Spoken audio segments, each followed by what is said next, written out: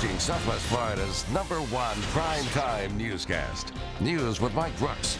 Is it a sign that Southwest Florida's economy is becoming something to actually smile about? Despite high gas prices, the economy is hobbling along. Recent economic indicators show that confidence is growing. Almost 30 people jailed tonight in one of the biggest counterfeit goods operations ever uncovered in the U.S. Senator Marco Rubio has been affiliated with not one, not two, but 3 religions. This is a video you may not have heard about, but chances are your kids are fired up about it. A YouTube video that challenges them to help catch one of the most dangerous men in the world.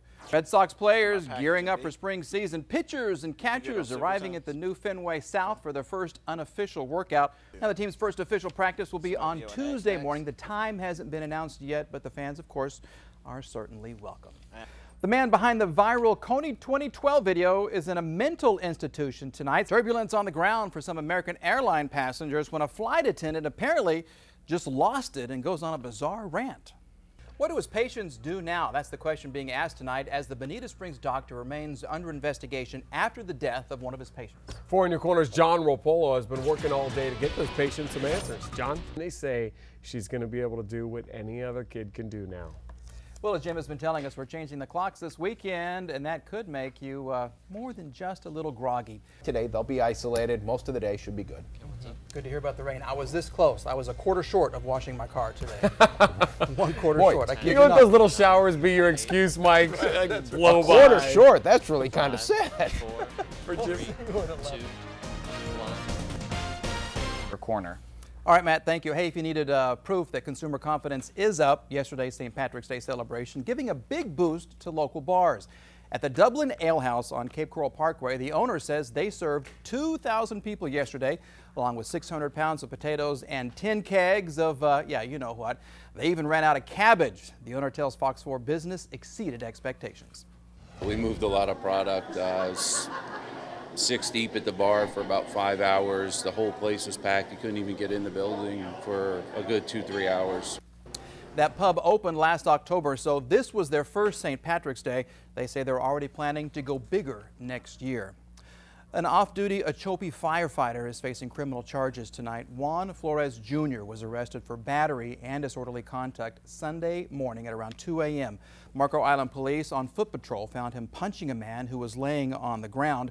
Officers tried to separate the two, and when Flores wouldn't listen, he was tased by an officer. Flores then refused police orders to stay on the ground, so he was tased again.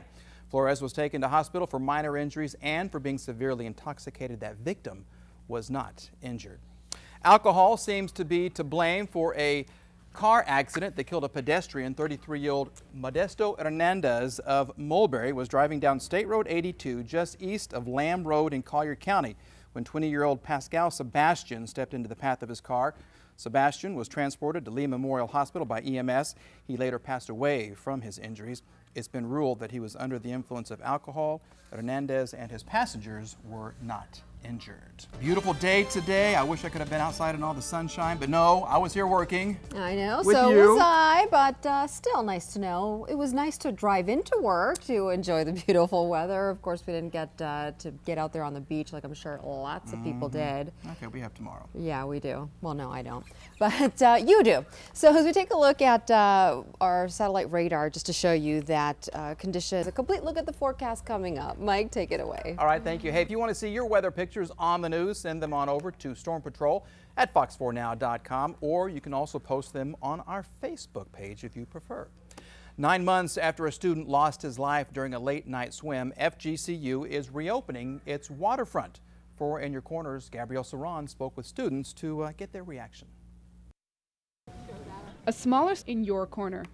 Campus police say that they are going to be strictly enforcing the 10 to 5 operating hours, so be careful if you're headed out there. Well, the FGCU women's basketball team made its first ever appearance in the NC2A tournament. It happened this afternoon. They were on the verge of pulling a major upset, but fell just short. The 12th-seeded Eagles lost to 5th-seeded St. Bonaventure 72-65 in overtime. It was the first round of the tournament in Tallahassee. Now, we caught up with some of the fans watching the game, and they say, despite the loss, the program is headed in the right direction. It's just awesome knowing that it's a school so close to you that's finally making a big name for themselves. I think it's phenomenal. I think it's good for the school. I think it's good for the area. I will tell you that 30 years ago, or 25 years ago, when we were at the University of Connecticut, women's basketball was kind of an afterthought, and now it's king or queen, so to speak. I would love to see that happen here. Hey, this was only the third loss of the year for the Lady Eagles. They finished the season with a 29-3 record. Charges pending for an Estero driver who police say caused an early morning accident after driving at an excessive speed. 26-year-old Kara Nolan remains in critical condition tonight after she crashed her Honda Civic. It happened near mile marker 111 on I-75. Police say Nolan failed to slow down for 30-year-old Samuel Sylvester of Naples, causing her car to overturn. Sylvester was not injured. Nolan was med-flighted to Lee Memorial Hospital. She was not wearing her seatbelt. A 17-year-old boy has turned himself in to the Marco Island Police after fleeing the scene of a property damage crash. It happened last Sunday at Tommy Barfield Elementary School. The teen was charged with damage to unattended property and careless driving. He is now in the custody of his parents. No one was injured in that accident. The Collier County Sheriff's Office was on the scene of a death investigation this morning. Deputies got a call at around 11:20 to the 4700 block of Whistler's Green Circle. This is in Golden Gate. When they arrived, they found 30-year-old Marco Tulio de Leon dead in the pool at the Whistler Green Apartments. The death does not appear to be suspicious. Good news for a Cape Coral family. Now, we told you last night that this man, David Rice, hadn't been seen by his family for over a day. Well, Rice has been located in Hialeah. It's about 2.5 hours away from Cape Coral. He called his wife from a gas station to let her know that he was lost. Police were able to track his location. They sent Hialeah Police and EMS to help. They found him unharmed and in good condition. You're back on the morning shift, right? Back on the morning shift. This is my last weekend. Yeah. It's nothing personal. No, but I have to do the morning show, and I tell you what, the sleep pattern. Big time. As a morning meteorologist, how many hours of sleep a night do you get? I would say I average about 6. Wow. Okay. You're not part of this next story, but I want you to listen because it does have something to do with sleep. I feel okay? the pain. Yeah. All right. Well, if you can't function without your sleep, you might need to change professions. A new survey by the New York Times shows lumberjacks, hairstylists, and sales reps get the most sleep. Now, if you're a home... Hey, also coming up, toys for big boys and girls. Take a look at this. It's a 1951 Jaguar. We have cars of all shapes and sizes. We're also going to unwrap the cover on some kind of a contraption. Marlene, show us a little bitty peek of what you got there.